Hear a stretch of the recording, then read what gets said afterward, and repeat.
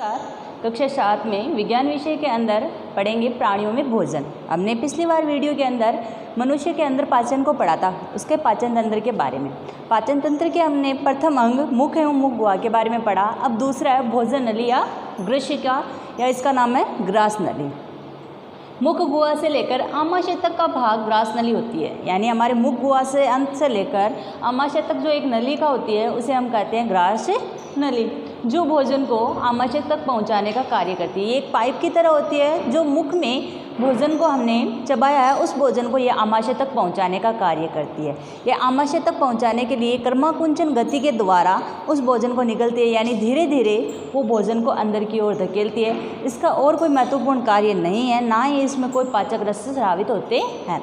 उसके बाद भोजन हमारा आमाशय में पहुंचता है। आमाशय में पहुंचने के बाद आमाशय किस प्रकार का होता है उसके बारे में जानकारी। आमाशय मोटी भित्ति वाली एक थैलीनुमा संरचना है। आमाशय की जो भित्ति होती है वो मोटी होती है और एक थैली के आकार का है। ये चपटा एवं जे आकृति का होता है। इसका जो आकार है वो लगभग जे के आकृति के जैसा होता है, तथा आहार नाल का सबसे चौड़ा भाग होता है और यह आहार नाल का है सबसे चौड़ा भाग है। ये ग्रास नली के अंत से लेकर छोटी आंत तक का भाग होता है। ये ग्रास नली के अंत से लेकर, यानी जो ग्रास नली जहाँ खत्म होती है वहाँ से लेकर के जो छोटी आंत शुरू होती है उसके मध्य के भाग को आमाशय कहते हैं। आमाशय के अंदर श्लेष्मीय ग्रंथियाँ होती है जिसके द्वारा हाइड्रोक्लोरिक अम्ल HCl का स्रावण होता है, जो भोजन को अम्लीय बनाता है तथा भोजन के अंदर आए हुए जीवाणुओं को नष्ट करने का कार्य भी करता है। तथा आमाशय के अंदर जो श्लेष्मीय कला होती है वो उसे अम्लीय रस से बचाव करती है।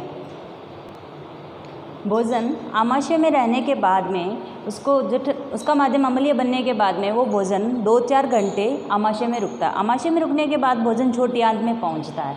छोटी आंत ये लगभग 7.5 मीटर लंबी अत्यधिक कुंडलित नली है। इसकी जो लंबाई है वो लगभग 7.5 मीटर होती है तथा ये कुंडलित रूप में यानी एक इकट्ठी हुई रहती है। ये यकृत एवं अग्नाशय से स्रावित प्राप्त करती है, यानी ये यकृत और अग्नाशय से एंजाइम जो प्राप्त होते हैं उनको प्राप्त करती है। इसके अतिरिक्त इसकी भित्ति से भी कुछ रस स्रावित होता है और कुछ एंजाइम्स ऐसे होते हैं जो इसकी भित्ति से ही स्रावित होते हैं। छोटी आंत में भोजन का सर्वाधिक अवशोषण होता है। हमारे पाचन तंत्र के अंदर जब भोजन का अवशोषण या पाचन होता है वो सबसे अधिक छोटी आंत के अंदर होता है।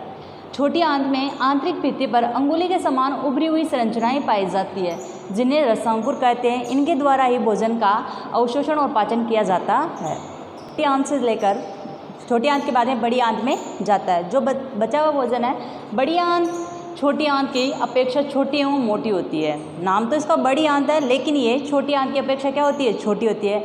ये लगभग 1.5 मीटर लंबी होती है। इसका मुख्य कार्य जल तथा कुछ लवणों का अवशोषण करना होता है। इसका जो मेन काम है वो जल और लवणों का अवशोषण करता है। फिर जो बचा हुआ अपचित पदार्थ मलाशय में चला जाता है जिसे मल के रूप में बाहर निकाल दिया जाता है, जिसे निष्कासन कहते हैं। अब अंगों के बाद में है ग्रंथियाँ। लार ग्रंथि सबसे पहले। लार ग्रंथियाँ हमारे मुख गुहा के अंदर उपस्थित होती है जो भोजन को निगलने में सहायता प्रदान करती है तथा लसलसा बनाने का कार्य करती है। उसके बाद है यकृत ग्रंथि जो हमारे आमाशय के पास दाहिनी ओर स्थित होती है तथा ये गहरे धूसर रंग की होती है। ये हमारे शरीर की सबसे बड़ी ग्रंथि है। यकृत ग्रंथि के द्वारा पित्तरस का स्रावण होता है तथा वह पित्तरस पित्ताशय में एक थैलीनुमा संरचना होती है, पित्ताशय, जहाँ जाकर संग्रहित होता है। फिर है अग्नाशय ग्रंथि जो हमारे आमाशय के नीचे पीले रंग की स्थित होती है तथा इसके द्वारा जो रस स्रावित होता है उसके द्वारा प्रोटीन तथा कार्बोहाइड्रेट का संश्लेषण पाचन होता है और प्रोटीन को एमिनो अम्ल में बदलता है। हमने जितना मनुष्य के पाचन के बारे में पढ़ा उसे एक चित्र के माध्यम से समझने की कोशिश करते हैं।